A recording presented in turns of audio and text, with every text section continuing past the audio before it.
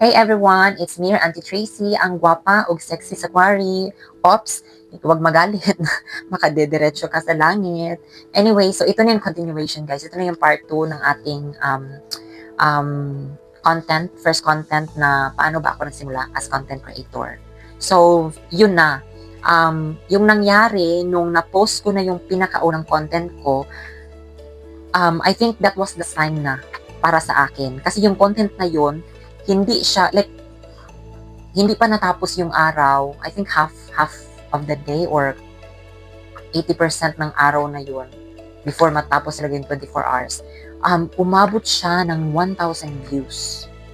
And doon talaga ako na-amaze na, what?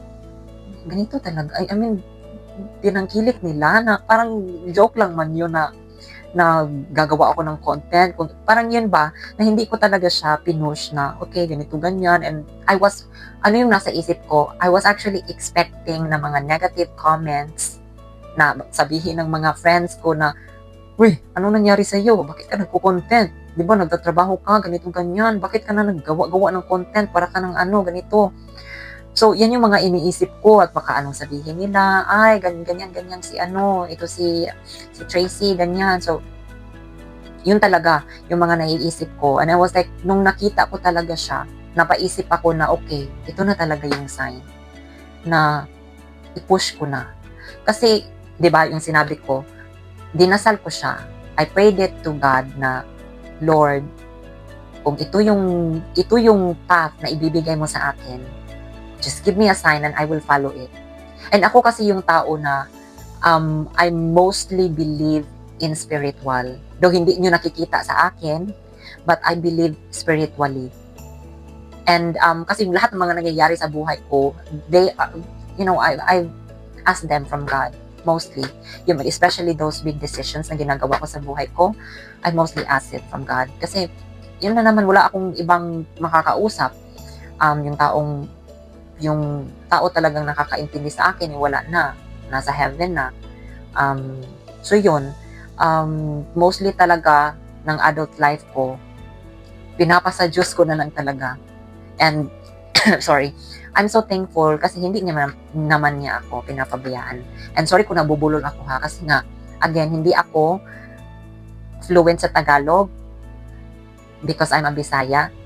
And I'm just trying to, speak in Tagalog so I could also reach people that are not Bisaya. And so that hindi naman sila makaproblema. Kasi meron din, recently, I've got some comments where they're saying that they don't understand the content, the information, or, the messages that I am portraying or saying, they don't understand it. So, yun. Napaisip ako na, why not i-generalize ko na lang siya na magsalita ng Tagalog. So, please bear with me sa mga Tagalog dyan. Please bear with me. Kung minsan, kasi, I'm from Davao kasi. So, may mga words kasi kami na, yung tinatawag na Davao Konyo. I'm not sure if you're familiar. May content creator na si Davao Konyo. Yun. So, yung mga Tagalog namin dito sa Davao, may pagka-Konyo talaga. So, ganun. Anyways, going back, so yun na yung naging first step ko. Kumbaga, yun na yung naging first step ko na ipupush through ko yung pagiging content creator ko. Pero hindi pa talaga siya like 100% na pinush through ko na. Yung parang ginawa ko lang siya as a pastime na parang, okay, gagawin ko siya when I have time, ganito, ganyan. Hindi talaga yung, okay, later, sige, ganito, ganyan, pinlano ko na. Hindi pa ganun. So, yun siya.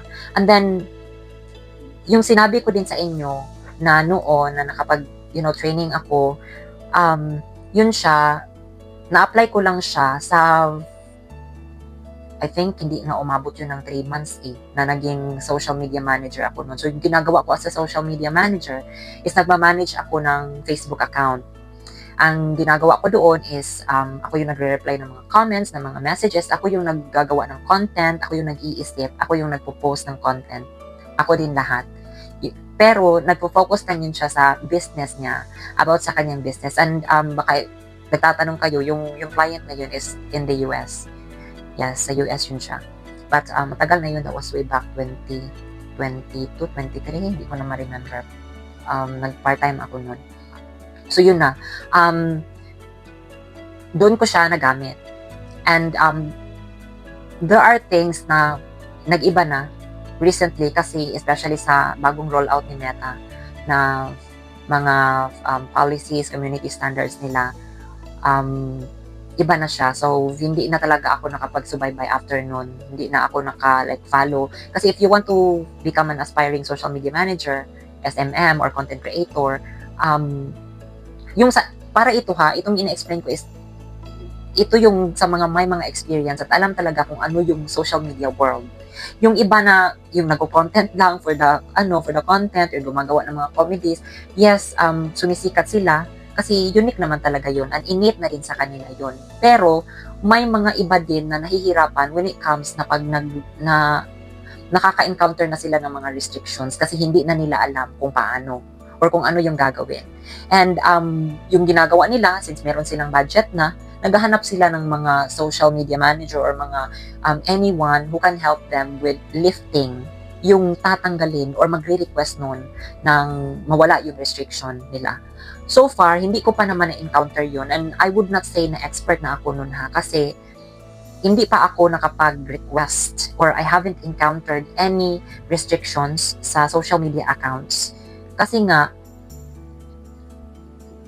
nagfa-follow ako ng community standards and ina-analyze ko at nire-research ko kung ano yung mga bagay na bawal or yung mag-i-incur ka ng violation. So, yun kailangan mo kasing aralin yan. So sa mga maliliit na mga content creators dyan, kailangan nyo ring aralin kung ano ba yung dapat nyong isaulo or gawin para you always follow Facebook or Meta's content creation. Or I hope na naiintindihan niyo yung sinasabi ko. So, kailangan nyo din mag-research. Hindi lang yung nag-iisip lang kayo, nagagawa kayo ng content, but you must also know kung ano ba yung kumbaga magfa-fact checking muna kayo. Ifa-fact check nyo muna yung mga gagawin nyo or yung mga content na ipopost nyo. Hindi ba yun sila nagva-violate sa community standard ni Facebook, yung mga ganyan.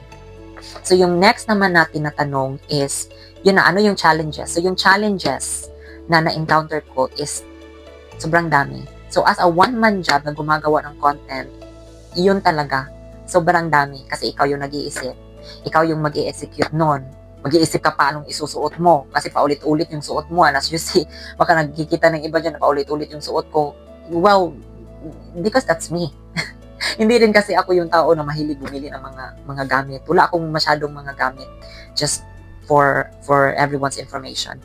So there, ikaw yung gumagawa ng content mo, ikaw yung mag-iisip, ikaw naman yung mag-i-execute nun, and then pagkatapos nun, ikaw yung mag-i-edit. And then, gagawa ka na naman ng caption mo, sarili mong caption. Kasi pag gagawa ka ng caption, hindi lang yung, kunwari, nag-post ka na, tapos yung caption na ilalagay mo is, ito, kunwari, nag-post ka ng kakain kayo, so ilagay mo lang kakain na tayo. Yung mga ganun, kung gagawa ka ng caption, make sure na yung caption mo is catchy. Okay? So, I think hanggang doon na muna. Gagawa na naman tayo ng part 3 kasi mataas-taas talaga to siya. So, please bear with me. So, sa susunod natin, sa part 3 natin, same pa din yung gagawin natin. And, or gagawin ko, same pa din, i-continue ko lang tong video na ito. So, magkita tayo sa part 3 ng ating content. Thank you! Wow! Thank you guys! Salamat at tinapos yung part 2 ng video natin. I'm so happy na umabot kayo sa part 2 and hopefully aabot kayo sa part 3 ng ating video. Panoorin niyo yung part 3 natin na video. Okay?